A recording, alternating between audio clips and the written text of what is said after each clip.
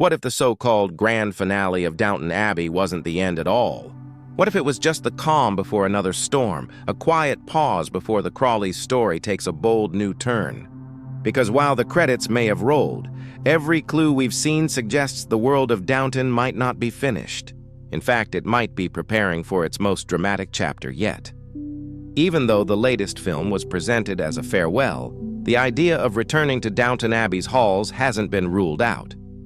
Julian Fellowes, the man who built this world brick by emotional brick, has said something that keeps fans buzzing. "I've learned never to say never."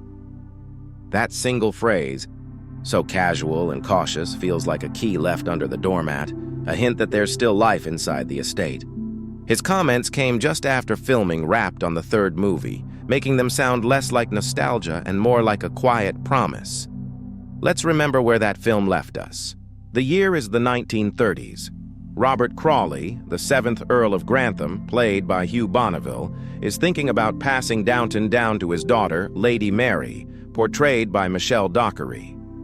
That moment feels monumental, but it also opens 100 new questions. Mary has just divorced Henry Talbot, played by Matthew Goode, and that alone shifts the ground beneath her. The Crawleys' finances are uncertain, and whispers of selling the estate hang in the air like a bad omen. For a family defined by its home, what does it mean when that home may no longer be theirs? Those unresolved threads make the idea of Downton Abbey 4 not only possible, but logical. What happens to the Crawleys if the house, their identity, is under threat? How does Mary balance her duty to Downton with her need to live freely? These questions don't feel like endings. They feel like invitations. Fellowes has also been asked about prequels or spin-offs, possibly exploring the next generation. His answer was cautious but intriguing. He said any return to Downton would have to happen in a new historical period, one that challenges both the family and their traditions in ways that feel fresh. That's not a no, it's a creative condition. He's open to returning, but only if the story earns its place. It's exactly the kind of thoughtful restraint that made the original series so rich. Producer Gareth Neame struck a similar tone during the third film's premiere.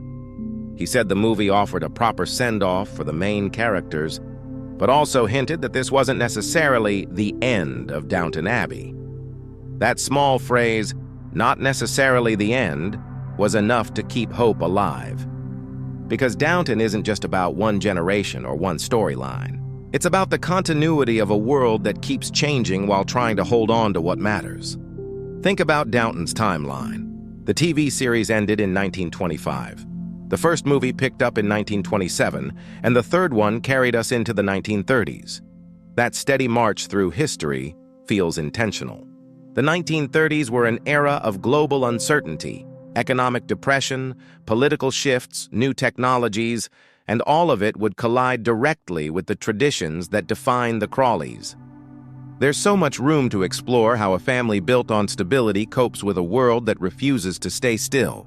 The setting practically begs for another story.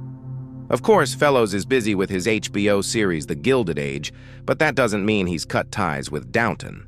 He's deeply aware of how much this universe means to its audience. When asked directly about a crossover or continuation, his answer was a teasing, "We'll see." Two simple words that carry the weight of possibility. When creators truly want something closed, they say no. But Fellowes hasn't. Not everyone is convinced the story should continue. Some critics have argued that the last film should be the franchise's graceful goodbye. But Fellowes has been very clear about his priorities. These films are made for fans, not critics. He said he can predict the reviews before they're even written. He doesn't chase critical approval. He focuses on giving the audience a meaningful farewell. And ironically, that commitment to the fans is exactly what keeps the door open for more. Because when a creator respects the audience this much, there's always a chance he'll return to give them what they crave. The final film's tone perfectly captures that tension between farewell and future. Mary stands in the Grand Hall, officially the new mistress of Downton Abbey. It's a bittersweet image. She's alone, yet the house around her is full of ghosts. Then we see those ghosts, Matthew, Sybil, and the incomparable Violet Crawley, reappear in a luminous, dreamlike moment of remembrance. They're gone from the story but alive in its memory, dancing in the echoes of a life that refuses to end.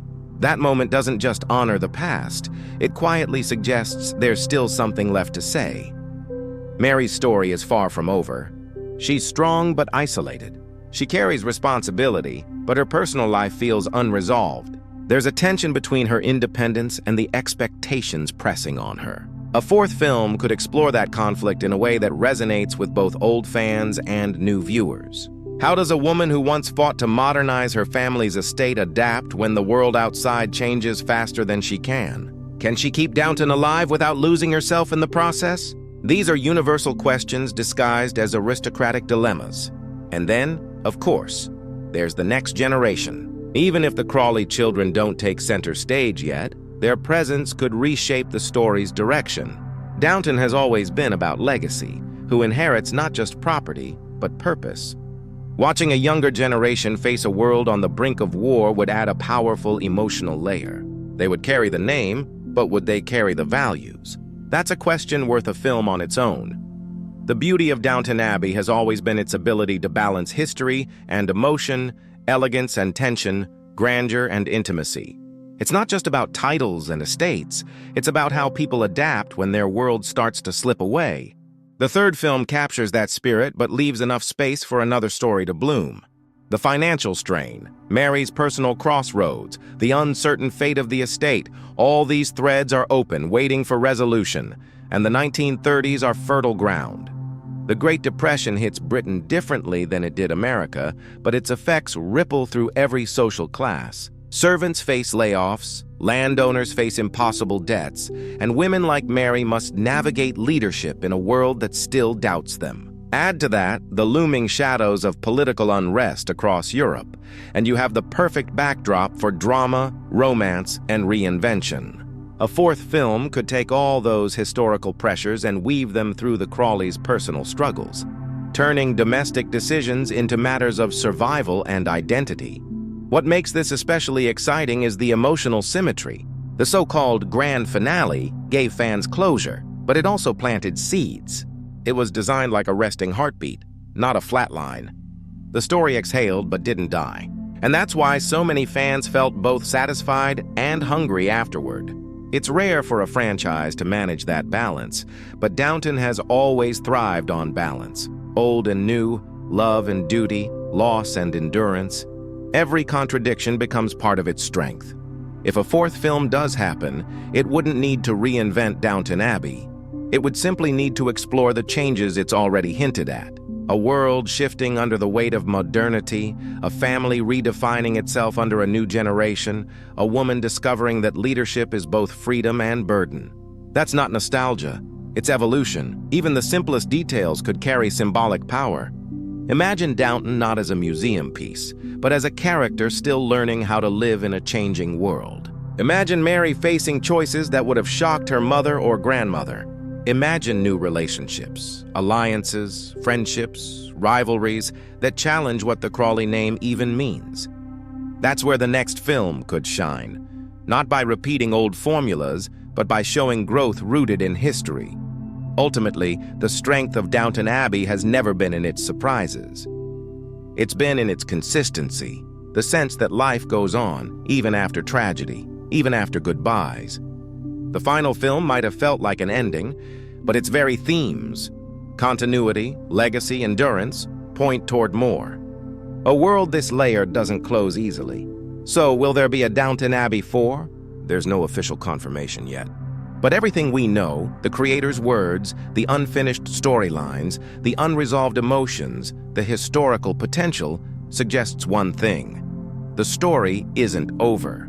The Crawleys may have said their goodbyes, but Downton Abbey itself has never been just about them. It's about what remains when time moves forward and people change. And that perhaps is the perfect reason to return, because when a world still feels alive, when its questions still echo, and when its creator keeps the door cracked open, it usually means the story isn't finished. It's just waiting for the right moment to begin again.